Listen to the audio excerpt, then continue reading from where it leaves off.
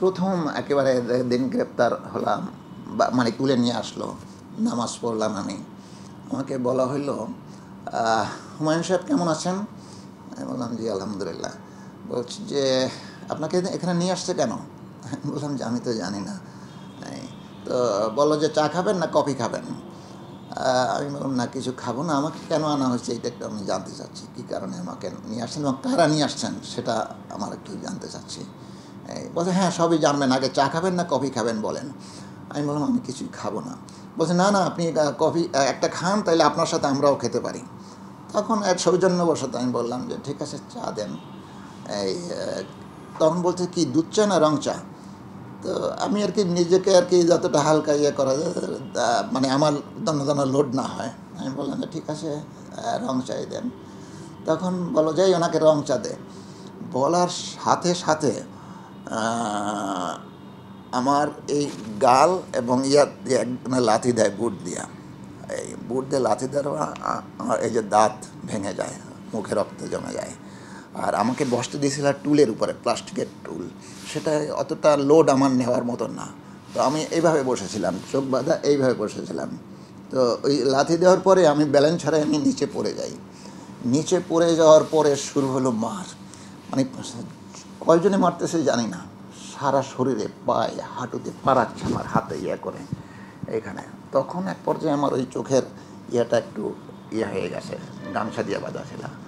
তখন আমি বসা দেখলাম সেই লোকটাকে, আরও কয়েকজনকে লোক দেখছি, এবং ওই মহিউদ্দিন ফারুকীকে আমি this is the first time আমি দেখলাম। ওই আমাকে তুলে আনার সময় দেখেছি, আর এই কারণ যেহেতু তুলে আনার সময় উনি ছিলেন, উনি লেট করেছেন, তখন তার চেহারাটা মনে আছে, এবং ওখানে দেখলাম এই। এরপরে এভাবে মারা, তারপরে আবার ইলেকট্রিক শক দিল, বলতে এই ওনাকে কানের দুল পরাই দাও। তো আমি তো জানি না যে কানের দুল কী হবে, তো আমি তো ওইভাবে বসে আসি। আবার উঠাইলো, আমাকে উঠাই বসাই দিল। তো একটা এবার চেয়ারে বসিয়েছে মনে হলো, যে কারণ নিচের ইয়েটা আমি শক্ত শক্ত অনুভব করতেছি। তো আমাকে কানে এখানে ইয়ে লাগালো, দুই পাশে ক্লিপের মতন, দুই হাতে যেন কি লাগালো। এরপর ইলেকট্রিক শব্দ দিল, আমি চিৎকার দিয়ে পড়ে গেলাম, ধম করে একটা শব্দ হলো, আমি পড়ে গেলাম নিচে। এই পড়ে যাওয়ার পরে অনেকক্ষণ পর আমার হুশ হয়। তো বলছে হুশ হয়েছে ওনাকে। তো আমি পানি চাচ্ছিলাম বারবার, যে আমাকে পানি দেন, আমি পানি খাবো। এই তখন কেউ একজন বলতেছে এই ওনাকে কোল্ড লিকার দাও। তো আমি জানি না কোল্ড লিকার কী বা কিছু, আমি বলে হা কর। তো আমি হা করলাম, আমাকে কোনো একটা পানির বোতল থেকে ঠান্ডা কিছু মুখে দিয়ে দিল। আমি খেলাম, অল্প একটু পরিমাণে দিয়েছে। আবার একজনে বলতেছে না অত না, অল্প একটু দাও। তো অল্প একটু পানি দিয়েছে, এই গেল এটা। এরপরে আমাকে বললো যে আমার ফেসবুক পাসওয়ার্ড, ইমেল পাসওয়ার্ড, ব্লগের পাসওয়ার্ডগুলো নেওয়ার পরে তো আমি বললাম যে আমার তো সবসময় লগ ইন করা থাকে, আর আমার নিজের ডিভাইস অন্য কেউ ইউজ করে না, তার জন্য ওটা সেভ করে, অটো সেভ আছে বা ফিঙ্গার ইয়ে আছে। তো যাই হোক, এরপরে ওই পাসওয়ার্ড পাওয়ার পরে একজন এসে বলতে আছে, স্যার ওরা সব আমলনামা পেয়ে গেছি, এ তো মহা ভয়ঙ্কর সন্ত্রাসী। তো আমি জানি না আগে কীভাবে কী পেয়েছে এবং কেন সন্ত্রাসী আমাকে বলতেছে। আমি বসে আছি, আর জিজ্ঞাসা কিন্তু করতেই আছে এক একটা।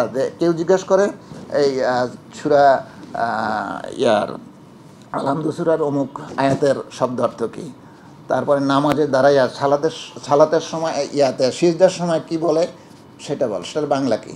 আর একজনে বলে তোর বাবার নাম কি, তোর মায়ের নাম কি, তোর বাবার মৃত্যুবার্ষিকী কবে, এরকম, মানে তোমার নাতির নাম কি, তোর নাতির নাম কি, মানে এইভাবে যা তা মানে পাগল বানায় ফেলায় ইয়াতে।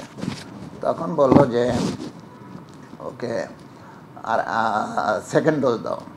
তো সেকেন্ড ডোজ দেওয়া, আমি বসে আছি, আমার প্যান্টটা খুলে ফেললো। খুলে ফেলে এটা কিন্তু ওই রুম থেকে একটু দূরে নিয়ে যায়, প্রত্যেকটা ইয়ার সময়, ইভেন্টের সময় একটু টেনে দূরে নিয়ে যায়, এবং নেওয়ার সময় আপনার ডোর ক্লোজারের যে নিচে একটা ইয়ে থাকে না, ওইটার থেকে টেনে নিয়ে যায়, সেটা আমি অনুভব করতে পারি। এই তো আমাকে নিয়ে নোট করে আমাকে ইলেকট্রিক শক দিল। এই তখন চিৎকার করে আমি একদম ইয়ে করতেছি, মানে আমার জ্বলে যাচ্ছে তলপেট, মানে পুড়ে যাচ্ছে। আমি বললাম যে আমি একটু ওয়াশরুমে যাবো, আমি প্রস্রাব করবো। তখন বলছে প্রস্রাব হয় না, ওগুলো আমরা জানি প্রস্রাব হবে না। আমি তারপরও চিৎকার করতেছি, আমি ওয়াশরুমে যাবো, আমাকে প্রস্রাব করতে দেন। ঠিকই আমি ওয়াশরুমে গেলাম, দেওয়ার পরে দেখি বাথরুমটা ছোট্ট। আমি যদি আর সামনের দিকে পিছনে বসতে যাই তাহলে হাঁটুতে লাগে, আর সামনের দিকে যদি আগায় যাই তাহলে পিছনের দিকে যদি আগায় যাই তাহলে হাঁটুতে লাগে, আর সামনের দিকে এগিয়ে গেলে হেঁপে লাগে, মানে বসার মতো নিয়ে না। তো আমি দাঁড়িয়েই প্রসাবটা করলাম, দেখি বার্নিং হচ্ছে। আমি হাতে এর উপরে ইয়ে করলাম, আমি এটা টান দিয়ে খুলে ফেলছি, যেহেতু আমার ওখানে এক হাত ইয়ে করা, হ্যান্ডকাপ লাগানো ওয়াশরুমে। তো আমি দেখি ব্লাড, ইউরিন, সিমেন্ট একসাথে, মানে এক বিভৎস ইয়ে।